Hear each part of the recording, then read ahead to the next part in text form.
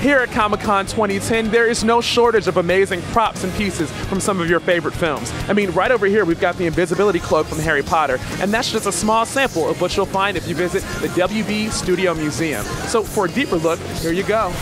We're very excited because this afternoon we are now with Mr. Steve Bingen at the Warner Brothers Studio Museum. So Steve, what happens here? Well, what you see around you we're very proud of. What we do is basically we follow people around on the sets and we try to ascertain what's a piece of our history that needs to be saved. As a fan of science fiction and superheroes, what sort of things in this museum do you think that I might be the most excited about? Most of your audience probably knows DC Comics is a sister company for Warner Brothers.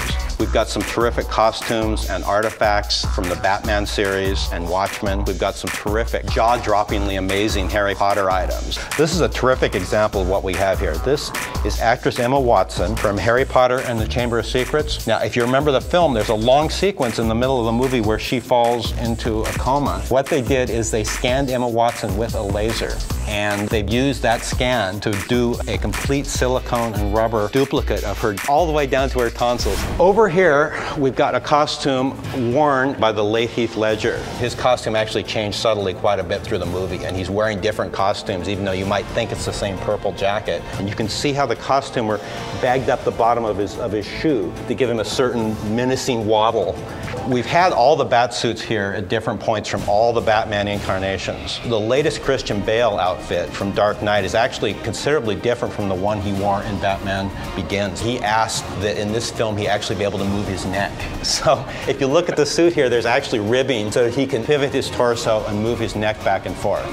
This is a miniature of the Tumbler based on an actual military vehicle, as a lot of people know, but the concept, as I understand it, is a bat resting with its wings folded up around itself, kind of like Dracula in his coffin. Over here, we've got a few pieces from Watchmen, which is kind of the dark stepchild of our superhero pictures. This was Billy Craddock's outfit. Even on set, this was rigged so that the lights would react to the movements of the surrounding actors, which is kind of cool, I think.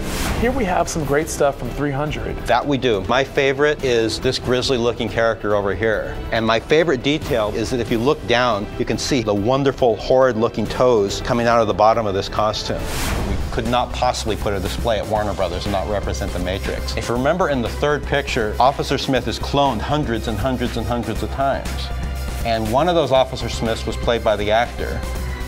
Probably 915 of them were played by computer-generated images.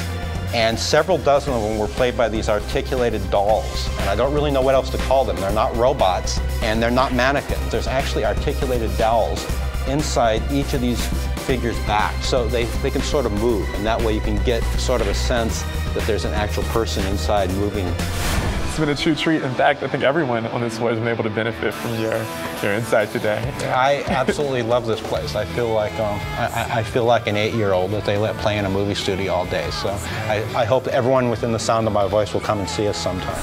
For tickets and info, look up the WB VIP Studio Tour. We'll see you there.